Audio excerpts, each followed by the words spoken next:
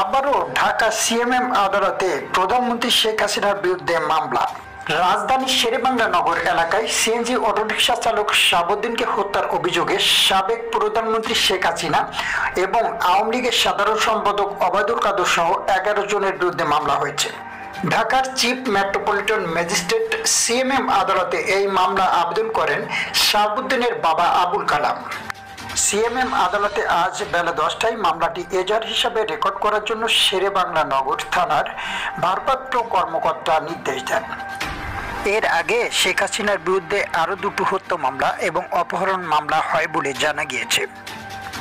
এদিকে এই মামলা সম্পর্কে বিবৃতি দিয়েছেন বিএনপির মহাসচিব মির্জা ফখরুল ইসলাম আলমগীর। আর এরকম মানবতা বিরোধী অপরাধে ফেঁসে গেলে হাসিনাকে সর্বাত্মক সহযোগিতা করবে নরেন্দ্র মোদী বলে জানিয়েছেন। নরেন্দ্র মোদী বলেন, যদি হাসিনা কোনো রকম ফেঁসে যায় তাহলে ভারত তাকে সর্বাত্মক সহযোগিতা করবে।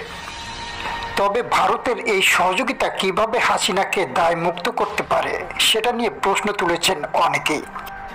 ছাত্র আন্দোলনের মুখে দেশ ছেড়ে পালিয়ে যাওয়া হাসিনাকে কিভাবে সাহায্য করতে পারে মোদী সরকার, এ নিয়ে কঠিন হুঁশিয়ারি দিয়েছেন বিএনপি মহাসচিব মির্জা ফখরুল ইসলাম আলমগীর। মির্জা ফখরুল বলেন, পলাতক হাসিনাকে যদি কোনোভাবেই বাঁচানোর চেষ্টা করে মোদী সরকার তাহলে তার শক্ত জবাব দেওয়া হবে। এ নিয়ে কঠিন হুঁশিয়ারি দিয়েছেন বিএনপি মহাসচিব মির্জা ফখরুল ইসলাম আলমগীর।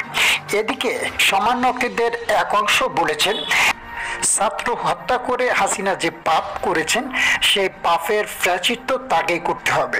তাকে যতই মোদী সরকার বাঁচানোর চেষ্টা করুক এদেশের মানুষ তাকে শাস্তির ব্যবস্থা করেই ছাড়বে।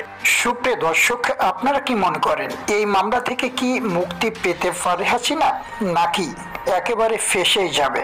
আর ভারত কি পারবে হাসিনাকে বাঁচাতে? আপনার কি ধরনের মতামত আছে আমাদের কমেন্ট সেকশনে জানান।